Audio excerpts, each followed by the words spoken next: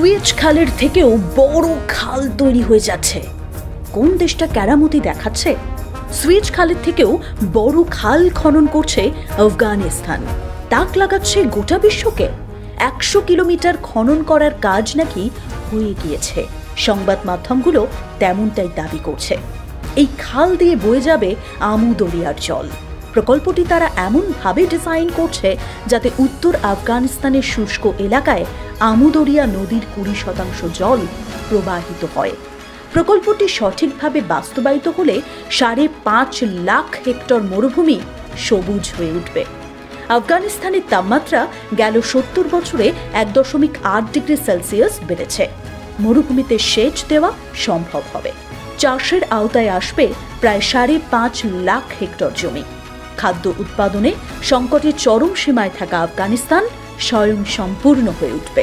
এই প্রকল্পের জন্য আফগানদের গুনতে হচ্ছে 9 কোটি 10 লাখ মার্কিন ডলার।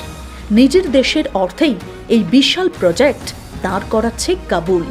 দীর্ঘদিন ধরে এই খালটারই স্বপ্ন দেখে আসছিল আফগানরা।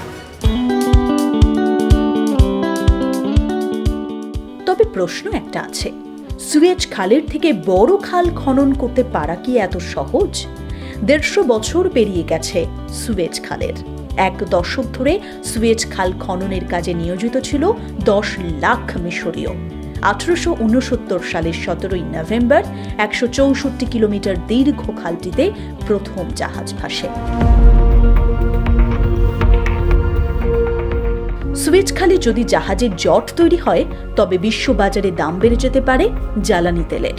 কখনো কখনো মোট বিশ্ব বাণিজ্যের 12% পর্যন্ত পণ্য পরিবহন হয়ে থাকে এই খাল দিয়ে।